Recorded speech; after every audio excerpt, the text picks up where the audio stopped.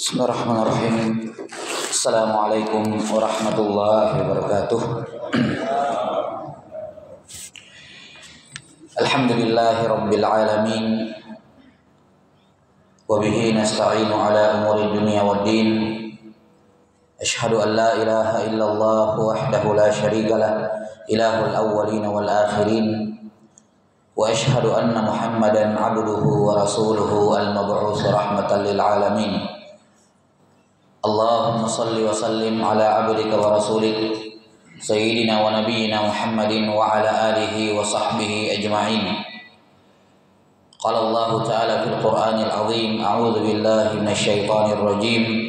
Ya ayyuhalladzina amanu taqullaha haqqa tuqatih wa la tamutunna illa wa antum muslimun.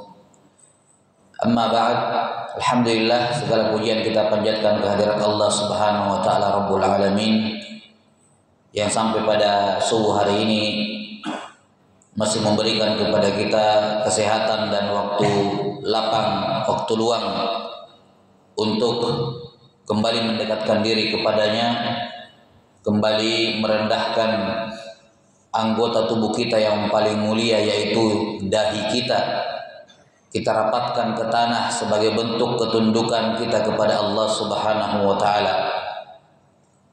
Salawat dan salam juga kita panjatkan kepada Allah untuk nabi kita, Nabiullah Muhammad sallallahu alaihi wasallam, yang telah menjanjikan man shalla alayya wahida sallallahu alaihi biha asyara. Siapa yang bersalawat untukku satu kali, maka Allah akan membalas salawat untuk dia 10 kali. Jemaah subuh yang dimuliakan oleh Allah Subhanahu wa taala. Alhamdulillah, pada 2 pertemuan sebelumnya kita sudah menjelaskan terkait dengan rukun iman kepada Allah Subhanahu wa taala. Kita sebutkan bahwasanya tidak sah beriman kepada Allah sampai seorang mengimani 4 perkara tentang Allah.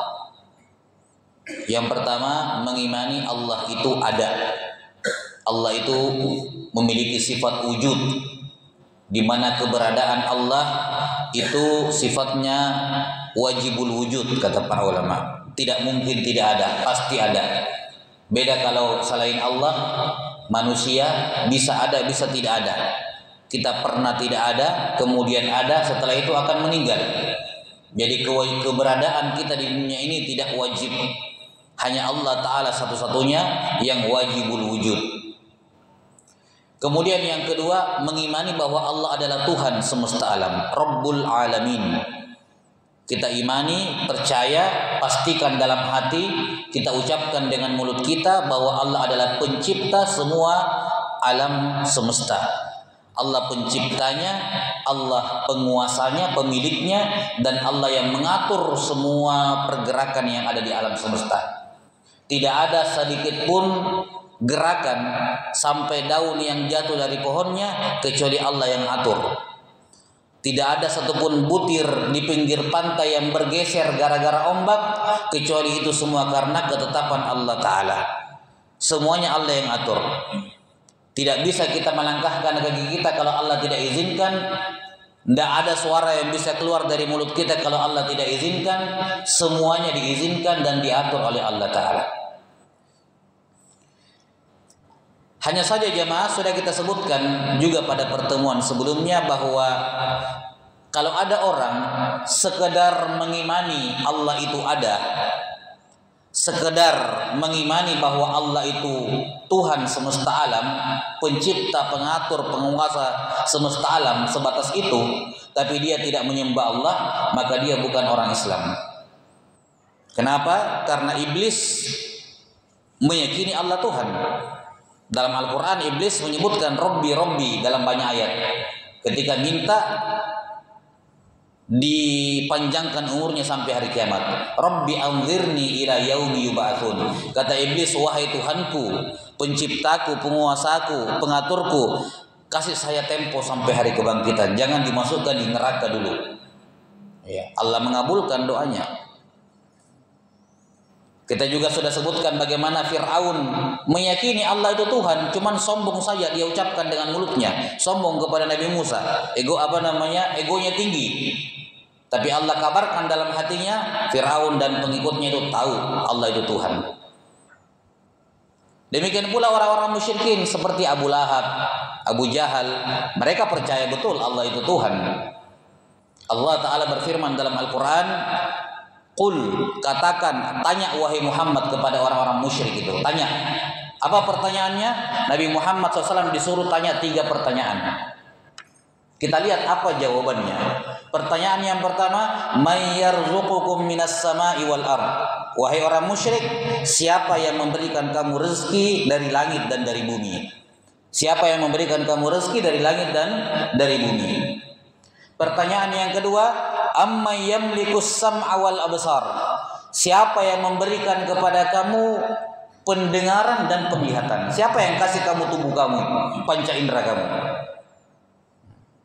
Pertanyaan yang ketiga, wa man yukhrijul hayya minal mayyit wa man yukhrijul mayyita minal hayy. Siapa yang menghidupkan dan mematikan kita semua, wahai orang musyrik? Siapa ini? Kemudian ditutup dengan pertanyaan yang paling umum, mewakili 3 pertanyaan sebelumnya, wa may yudabbirul amr. Siapakah yang mengatur semua perkara di alam semesta? Wahai Abu Lahab, wahai Abu Jahal. Fasayaquluna Allah. Mereka semua akan menjawab Allah. Ini Allah kabarkan. Orang musyrik di zaman Nabi SAW mengatakan, Allah yang memberikan kami rezeki dari langit dan dari bumi. Allah yang memberikan kepada kami tubuh dan panca indera. Allah Ta'ala yang menghidupkan dan mematikan kami. Allah Ta'ala yang mengatur semua urusan di alam semesta. Mereka menjawab itu. Kata Nabi Muhammad SAW, kata Allah, faqul, katakan wahai Muhammad kepada mereka, afala tattaqun. Kalau begitu kenapa tidak menyembah Allah? Kalau kalian yakini percaya semua itu, kenapa tidak menyembah Allah? Mereka masih divonis musyrik oleh Allah, walaupun mereka meyakini Allah Tuhan. Masih dihukumi, masih disuruh mengucapkan la ilaha illallah, walaupun mereka sudah meyakini Allah itu Tuhan. Masih disuruh qul la ilaha illallah, katakan la ilaha illallah, padahal mereka sudah percaya Allah itu Tuhan. Kenapa? Karena bukan itu intinya. Intinya bukan mengimani Allah sebagai Tuhan, tapi harus menyembah kepada Allah Subhanahu wa Ta'ala. Tidak ada gunanya akui Allah Tuhan kalau kamu tidak menyembah Allah. Maka ucapan sebagian orang-orang yang kebingungan dalam beragama, tidak usah sholat, tidak usah ini, yang penting kamu masih percaya sama Allah. Yang penting masih kamu percaya Allah yang ini, Allah yang itu. Yang penting kamu masih beriman kepada Allah. Tidak perlu ibadah, ya, tidak perlu sholat, tidak perlu puasa, tidak perlu ini, tidak perlu itu. Yang penting hatimu masih meyakini Allah. Nah, ini kita bilang tidak ada bedanya dengan orang musyrik. Orang musyrik juga seperti itu. Perbedaannya mereka tidak menyembah Allah. Nanti kita akan terangkan lebih lanjut lagi tentang kondisi kaum musyrikin. Kemudian iman yang ketiga kepada Allah adalah mengimani, mempercayai bahwa Allah punya nama-nama yang husna dan sifat-sifat yang ulia, yang sempurna. Walillahil asmaul husna fad'uuhu biha. Hanya milik Allah nama-nama yang husna, nama-nama yang sempurna kebaikannya, maka berdoalah kalian kepada Allah dengan nama-nama tersebut. Walahul masalul a'la fis samawati wal ard. Hanya milik Allah sifat-sifat yang tinggi di langit maupun di bumi. Kita wajib meyakini Tuhan kita itu punya nama. Namanya Allah. Ya, namanya Allah. Karena ada sebagian agama-agama yang tidak jelas Tuhannya siapa, diperselisihkan oleh pengikutnya sendiri. Nama Tuhan kita itu siapa? Kalau Tuhannya orang Islam jelas namanya, tidak ada dua pendapat, jelas. Rabbukum Allah, inna rabbakumullah, kata Allah. Nama Tuhan kalian itu Allah. Tapi Allah tidak hanya punya satu nama, Dia punya banyak nama. Allah tidak hanya punya satu sifat, Allah punya banyak sifat. Dan sudah kita sebutkan bahwa nama Allah dan sifat Allah tidak terbatas. Tidak ada ya limitnya, tidak ada batasnya itu nama-nama dan sifat Allah. Kenapa jemaah? sesuatu walaupun dia dikatakan sempurna, tapi kalau terbatas tetap tidak sempurna. Kalau kita bilang Allah hanya punya 99 nama, ya itu kesempurnaan. Tapi bagaimanapun sesuatu yang sempurna kalau terbatasi tetap tidak sempurna. Kalau kita katakan bahwa sifat Allah cuma 10, 20, 30, 40 sampai 100 misalnya sifat Allah, tetap kita bilang kesempurnaannya terbatas, dan itu bukan Tuhan kalau terbatas. Makanya sudah kita jelaskan kemarin bahwa maksud Nabi SAW dalam hadis, Inna lillahi tis'atan wa tis'ina asman mi'atan illa wahid man ahsaha dakhalal jannah. Allah memiliki 99 nama 100 kurang 1. Siapa yang menghafalnya, memahaminya, mengamalkannya masuk surga. Maksud hadis ini adalah, kata para ulama, Allah itu punya banyak nama yang tidak terbatas. Tapi dari semua nama Allah yang sangat banyak itu, cukup 99 saja di antaranya yang kalau kamu hafal, kamu pahami, kamu amalkan, masuk surga. Tidak usah semuanya nama Allah, tidak perlu. 99 saja di antaranya. Karena itulah para ulama membuat karya tulis khusus mengumpulkan yang mana itu 99.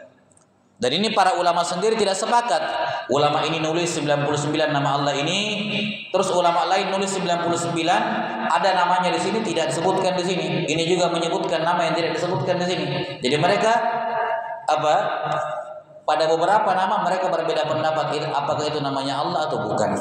Dan kalau kita gabungkan semuanya itu lebih dari 100. Itu perhitungan ulama saja. Manualnya dihitung manual lebih dari 100. Dalam Al-Quran ataupun hadis. Jadi kenyataan pun tidak menunjukkan bahwa nama Allah itu terbatas, tidak. Kenyataan pun secara kalau kita mau hitung manual satu persatu, kumpulkan Quran hadis baru dicek satu-satu nama Allah, itu sudah lebih dari 100 kenyataannya. Dan itu dibuktikan dalam buku-buku para ulama. Cuman memang ya cukup 99 saja di antaranya yang butuh, yang wajib kita hafalkan, ya, yang disyariatkan kita hafalkan, kita pahami dan kita amalkan. Sifat-sifat Allah juga seperti itu. Sangat banyak sekali sifat Allah. Kalau kita mau hitung, kita saja misalnya setiap dari kita sebut 10 sifat Allah, saya yakin lebih 100. Saya yakin. Ya, karena sifat Allah tidak terbatas. Tidak terbatas. Maka kita wajib meyakini Allah punya nama-nama dan sifat-sifat yang maha mulia, yang tidak ada batasannya, yang sempurna dari seluruh sisi, yang tidak terjangkiti kekurangan sedikit pun dari sudut pandang manapun. Dialah pemilik kesempurnaan yang mutlak, tidak ada kekurangannya sedikit pun, sekecil apapun, dari sudut pandang manapun. Dia maha sempurna dari seluruh sisi. Maka kita wajib menetapkan nama-nama Allah, kita wajib menetapkan sifat-sifat Allah. Tapi hati-hati, tidak boleh kita menyamakannya dengan nama-nama dan sifatnya makhluk. Tidak boleh. Kita yakini Allah punya nama As-Sami'ul Basir, maha mendengar dan maha melihat. Kita manusia punya sifat mendengar atau melihat juga? Kita juga punya. Tapi ini cuma sama namanya saja. Sama-sama namanya sifat mendengar, sama-sama namanya melihat. Tapi tentu saja hakikatnya jauh beda. Kita saja sesama manusia kan berbeda-beda penglihatan kita. Apalagi kita dengan Allah, tidak bisa dibandingkan. Ya. Jadi kalaupun ada dibilang sama namanya Allah sama makhluk, cuma nama saja. Sama kalau dibilang begini, di dunia ada sungai, di sorga ada sungai. Sama-sama namanya apa? Sungai. Tapi apakah sama modelnya, wujudnya itu sungai di sorga sama di dunia? Kan tidak. Sekedar nama saja yang sama. Di dunia ada anggur, di sorga ada anggur. Di dunia ada korma, di sorga ada korma. Apa persamaannya? Cuma nama doang yang sama. Bentuknya, hakikatnya, rasanya, wujudnya tidak sama. Makanya kata sahabat Abdullah bin Abbas radhiyallahu anhuma, tidak ada itu di dalam sorga yang sama dengannya di dunia kecuali namanya saja yang sama. Maka kita meyakini Allah punya nama-nama yang maha sempurna, ya. Yang dibacakan tadi oleh imam kita, wallahu alladzi la ilaha illahu alimul ghaibi wasyahada huwar rahmanur rahim. Sudah 5 ayat yang pertama. Wallahu alladzi la ilaha illahu al-malikul quddusus salamul mu'minul muhaiminul azizul jabbarul mutakabbir subhanallahi amma yusyrikun. Surah 13. Wallahul khaliqul bari'ul musawwir lahul asmaul husna. Ini 3 ayat saja sudah 16 nama. Lahul asmaul husna. Kita wajib menetapkan semua nama-nama ini untuk Allah Subhanahu wa taala. Kita menetapkan sifat-sifatnya yang terkandung di dalam nama-nama, karena nama Allah itu bukan seperti nama manusia. Nama manusia itu bagi kita fungsinya sekedar panggilan, membedakan kita dengan antara si anu dengan si anu. Itu fungsinya nama manusia, cuman panggilan, tidak ada sifatnya. Makanya ada orang bisa namanya alim tapi dia bodoh. Ada, karena alim itu cuman namanya, panggilannya doang, bukan menunjukkan sifatnya. Ada orang misalnya dipanggil misalnya hafiz tapi dia tidak menghafal, misalnya tidak bisa menjaga. Ada orang namanya ini tapi maknanya bertolak belakang, karena nama bagi manusia sekedar a'lam, panggilan saja. Beda dengan nama Allah. Nama Allah itu bukan sekedar nama kosong, panggilan doang, kita panggil Allah, tidak. Nama Allah itu mengandung sifat. Itu adalah pujian bagi Allah. Ar-Rahman, kenapa dinamakan Ar-Rahman? Karena memang Allah Maha mengasihi, bukan sekedar panggilan doang itu Ar-Rahman. Karena memang Allah Maha mengasihi, masih Maha menyayangi. Al-Ghafur, itu bukan cuma kita panggil Allah ya Ghafur, tidak. Ghafur itu mengandung makna Allah Maha mengampuni, Maha memaafkan. Afu. Al-Khaliq, Al-Khaliq karena memang dia pencipta, bukan sekedar panggilan. Memang dia pencipta kita. Al-Muhi, Al-Mumit, yang menghidupkan, yang mematikan. Al-Awwal wal-Akhir, Al-Zahir, Al-Batin. Allah Maha pertama, Maha terakhir. Memang karena dia pertama tidak ada apapun bersama dia, dan dia yang paling akhir, Maha kekal abadi. Jadi semua satu persatu nama-nama Allah itu menunjukkan sifat-sifatnya Allah. Karena nama Allah bukan sekedar panggilan bagi dia, tapi sekaligus menunjukkan sifat dan pujian kepada Allah. Karena itulah kalau kita ditanya, coba puji Allah, apa kita bilang? Bagaimana cara yang memuji Allah? Apakah cuma alhamdulillah? Tidak, sedikit sekali. Kalau kita mau puji Allah, sebut nama-namanya. Satu persatu nama Allah itu pujian bagi Allah. Karena di dalamnya ada sifat-sifat yang sempurna. Sifat-sifat yang sempurna. Allah itu Al-Hayyul Qayyum. Allahu la ilaha illa huwal Hayyul Qayyum. Maha hidup lagi maha tegak dengan sendirinya. Al-Hayyu ini nama panggilannya Allah juga. Kita panggil Allah dengan Hayyul Qayyum. Tapi bukan sekedar panggilan. Al-Hayyu menunjukkan Allah memiliki sifat kehidupan yang sempurna. Bagaimana sempurnanya kehidupannya Allah? Kehidupannya Allah tidak diawali oleh ketidakadaan, ya. Kehidupannya Allah tidak diawali oleh ketiadaan, tidak berakhir dengan ketiadaan, dan tidak dihinggapi dengan sinatu wala naum. Tidak ada ngantuk, tidak ada tidur, tidak ada lupa, sempurna kehidupannya. Al-Qayyum, yang maha tegak dengan sendirinya. Dia tidak butuh kepada siapapun. Lam yalid wa lam yulad.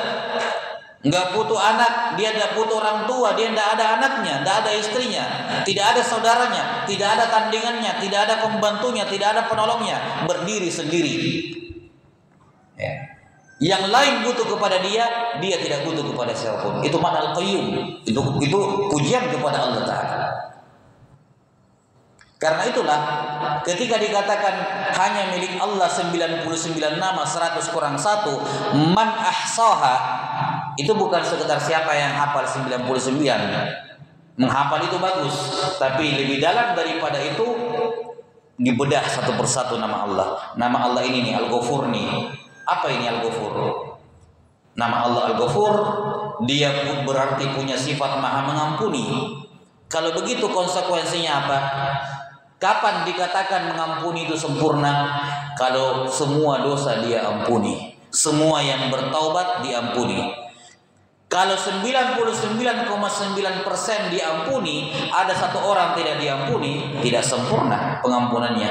Ada satu orang minta maaf dia tidak maafkan, berarti kan tidak sempurna. Jadi kalau ada orang tidak diterima taubatnya oleh Allah, padahal dia sudah taubat, bisa jadi masalahnya masalahnya bukan karena Allah tidak maha penerima taubat, tapi kamunya tidak memenuhi aturan taubat. Memang sudah taubat tapi masih ada yang melanggar. Kayak orang sholat tidak wudu, ya kan?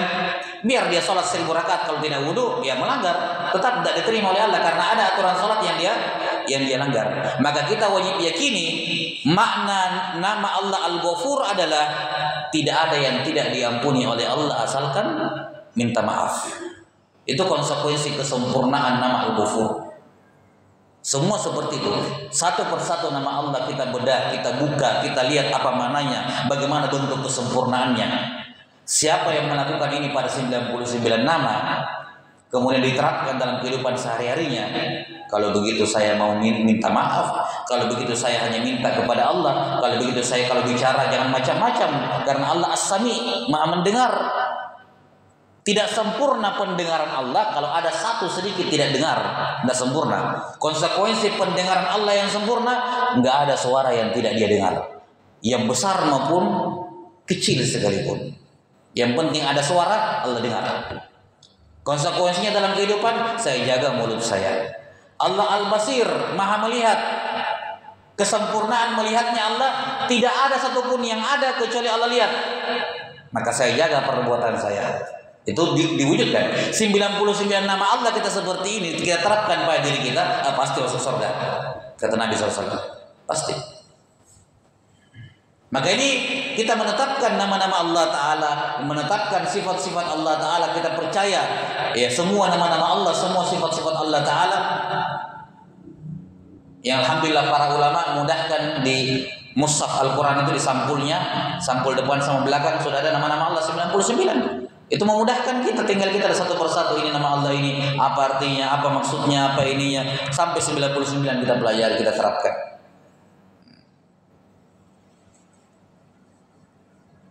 Kalau kita mengimani nama-nama dan sifat Allah Ta'ala, maka ini semakin melengkapi iman kita kepada Allah Ta'ala. Jemaah sekalian dirahmati oleh Allah Subhanahu Wa Ta'ala, pertanyaan selanjutnya sama seperti pertanyaan sebelumnya. Kalau ada orang, dia percaya Allah itu ada, dia percaya Allah itu Tuhan, dia percaya semua nama-nama dan sifat Allah, tapi tidak beribadah kepada Allah, apakah dia Muslim? Ada orang, ya saya percaya Allah ada, saya beriman sama Allah, saya beriman Allah itu Tuhan, pencipta, pengatur, penguasa saya, yang menghidupkan saya, yang mematikan saya, yang kasih saya rezeki, yang memberikan kepada saya kesehatan, memberikan kepada saya umur. Saya percaya semua. Saya percaya semua nama-nama Allah Ta'ala, sifat-sifat Allah, semuanya. Tapi dia tidak sholat, tapi dia tidak beribadah kepada Allah. Apakah dia Muslim? Sama. Dia bukan seorang Muslim kalau tidak beribadah. Kenapa bukan seorang Muslim? Iblis juga tahu nama-nama dan sifat Allah. Apa bedanya? Iblis kan sebelum kafir sama dengan malaikat, kan begitu kita tahu kisahnya. Sama dengan malaikat, beribadah kepada Allah. Yang membuat iblis kafir itu bukan karena mengingkari Allah ada, bukan karena menolak nama-nama sifat Allah. Satu saja masalahnya iblis. Disuruh sujud tidak mau, kafir, selesai. Allah hukum dia. Tidak mau beribadah kepada Allah Ta'ala. Itu masalahnya iblis. Bukan karena menolak nama-nama sifat Allah, bukan menolak Allah sebagai Tuhan. Oh, mana berani iblis menolak. Iblis meyakini nama-nama dan sifat Allah. Lihat iblis mengatakan apa? Fa bi izzatika la ughwiyannahum ajmain. Saya bersumpah ya Allah demi keperkasaanmu, demi kemuliaanmu. Dia bersumpah dengan sifat izzah Allah. Ya, dia mengimani sifat izzah. Kalau dia mengimani sifat izzah, berarti dia mengimani Allah punya nama Al-Aziz. Dia percaya Allah punya nama Al-Aziz. Iblis. Fa bi izzatika la ughwiyannahum ajmain. Demi saya bersumpah ya Allah, demi kemuliaanmu saya akan sesatkan mereka semua. Iblis bersumpah dengan sifat Allah, menunjukkan dia percaya sama nama Allah Subhanahu wa taala. Orang musyrik di zaman Nabi SAW ditanya, "Wala in sa'altahum man khalaqas samawati wal ard la yaqulunna khalaqahunna al-azizul alim." Orang-orang musyrik di zaman Nabi SAW ketika ditanya, siapa yang menciptakan langit dan bumi? Mereka menjawab, langit dan bumi diciptakan oleh Al-Azizul Alim. Menetapkan nama Aziz dan nama Alim bagi Allah. Bahkan mungkin banyak orang, sebagian orang yang tidak tahu Allah punya nama Al-Aziz, atau tidak kepikiran Allah punya nama Al-Alim. Kalau disuruh sebut nama-nama Allah, nama-nama Rahman Rahim yang biasa-biasa, tidak kepikiran Aziz Alim itu nama Allah juga. Orang musyrik menetapkan itu. Kita akan bedah lebih jauh bagaimana kondisi keseharian orang-orang musyrikin kepada Allah Ta'ala. Karena perhatikan jemaah, orang-orang musyrikin itu di zaman Nabi Muhammad SAW bukan orang yang tidak kenal Allah. Mereka itu keturunannya Nabi Ismail. Makanya tiap tahun orang musyrik haji masih mengikuti apa? Mengadopsi ajarannya Nabi Ismail. Beberapa ayat dalam Al-Quran turun menegur sifat ibadah haji mereka, merusak ibadah manasik haji Nabi Ismail. Mereka tetap haji tiap tahun, tapi dirubah-rubah caranya. Kita akan terangkan pada firman Allah, Innas Safa wal Marwata min sya'airillah. Sesungguhnya Safa dan Marwah termasuk syiar Allah. Kenapa ayat ini turun? Sababun nuzulnya adalah sebagian sahabat ketika haji tidak mau sa'i di antara Safa dan Marwah. Kenapa? Karena orang musyrikin dulu haji sa'i antara Safa dan Marwah. Sa'i mereka. Maka ketika datang Islam, sebagian sahabat mengatakan, saya enggak mau. Itu tambah-tambahannya orang-orang musyrik itu, rubah itu. Maka turunlah ayat, tidak. Safa dan Marwah memang dari aslinya syiar Allah, dari Nabi Ismail dari dulu. Tetap lakukan itu. Itu bukan tambah-tambahannya mereka. Itu masih manasik haji yang asli dari Nabi Ismail. Ya. Maka lihat, sekedar mengimani nama-nama dan sifat Allah, percaya nama-nama dan sifat Allah, tetapi tidak mau beribadah, bukan orang Islam. Islam itu tunduk. Istislam, pasrah, tunduk. Disuruh ini lakukan ini, disuruh itu lakukan itu, disuruh tinggalkan ini ditinggalkan. Itu Islam. Karena itulah para ulama sepakat semuanya, tidak ada perbedaan. Kalau ada orang mengucapkan la ilaha illallah tapi tidak pernah beribadah seumur hidup, dia bukan muslim. Kenapa jemaah? Iman itu apa definisinya? Iman itu harus ada ucapan, harus ada keyakinan, harus ada amalan, perbuatan. Tidak ada iman kalau tidak ada perbuatan. Cuman bilang pakai mulut, terus dipercaya dengan hati, tapi tidak ada perbuatan ibadah seumur hidup. Ini bukan iman. 3 syaratnya. Iman itu bukan cuman ucapan sama keyakinan, harus dibuktikan dengan perbuatan. Jadi kalau ada orang Islam mengaku Islam tidak ada perbuatannya, tidak ada amalannya, ibadahnya, la sholata, tidak ada sholat, tidak ada zakat, tidak ada puasa, tidak ada haji, tidak ada ini, tidak ada itu. Apa buktinya dia Islam? Cuman KTP-nya doang buktinya. Kalau dibilang saya yakini Allah, iblis juga yakini Allah. Saya percaya Allah, orang musyrik juga percaya Allah. Saya mengimani nama-nama dan sifat Allah, sama mereka juga. Itu bukan pembeda muslim dengan bukan muslim. Bukan itu pembedanya. Pembedanya di iman yang terakhir yang akan kita bahas, yaitu mengimani bahwa Allah adalah ilah, sembahan satu-satunya yang berhak diibadahi. Itulah makna dari kalimat kita la ilaha illallah. Disinilah intinya itu. Inilah yang menentukan orang muslim atau tidak. Apa artinya ilah? La ilaha illallah. Apa artinya ilah? Allah sebutkan dalam surah An-Nas, Qul a'udzu birabbin nas, malikin nas, ilahin nas. Apa artinya ilahin nas? Saya beriman kepada Rabbin nas, Tuhannya manusia. Malikin nas, penguasanya manusia.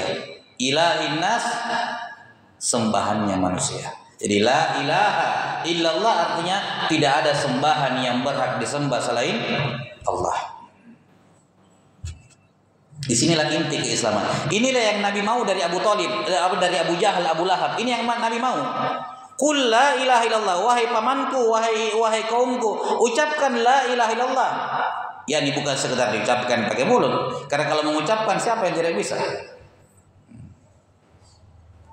Amalkan la ilaha illallah, menunjukkan Yang beliau inginkan dari mereka bukan cuman akui Allah sebagai Tuhan, ia percaya nama-nama dan sifat Allah, percaya Allah Tuhan.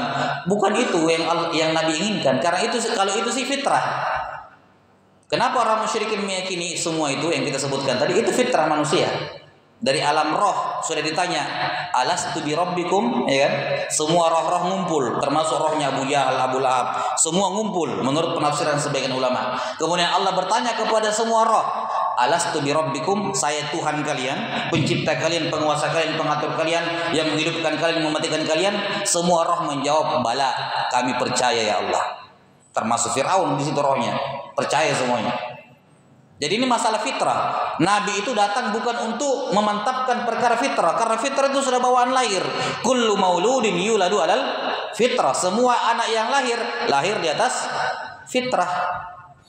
Makanya fitrahnya anak yang penting jangan diganggu dengan tontonan, jangan diganggu dengan ajaran-ajaran yang salah. Dia akan tumbuh dengan keimanan kepada Allah Ta'ala. Yang merusak mereka adalah apa, kata Nabi SAW? Abawahu, orang tuanya, yang merubah dia jadi Yahudi atau Nasrani atau Majusi. Tapi asalnya semua manusia lahir di atas fitrah. Apa itu fitrahnya? Fitrah meyakini Allah sebagai Tuhan. Itu fitrah. Tidak perlu diajari manusia kalau itu. Kalau ada orang rusak fitrahnya, bukan karena masalah fitrah, sudah dirusak, disusupi, sudah dirusak bawaan lahirnya oleh lingkungannya. Nabi diutus sallallahu alaihi wasallam dan semua para nabi semua datang kepada kaumnya, semuanya menyerukan suara yang sama. Ya qaum, u'budullaha ma lakum min ilahin ghairuh. Wahai kaumku, sembahlah Allah, kalian tidak punya sembahan selain Allah. Itu intinya. Itu intinya ajaran para rasul. Wa laqad ba'atsna fi kulli ummatin rasula an ya'budullaha wajtanibut taghut. Sungguh kami telah mengutus kepada setiap umat rasul. Kepada setiap umat kami utus rasul. Apa tujuan rasul ini?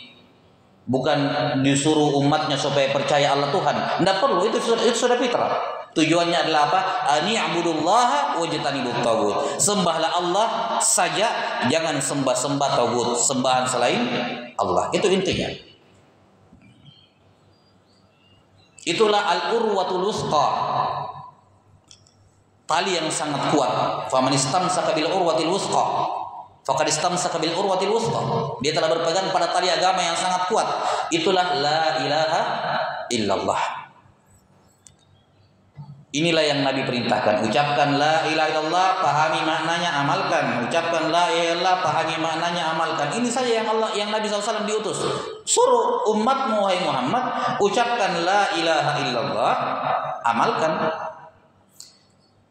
Bukan cuma ucapkan, karena kalau ucapkan orang munafik tiap hari bilang la ilaha illallah.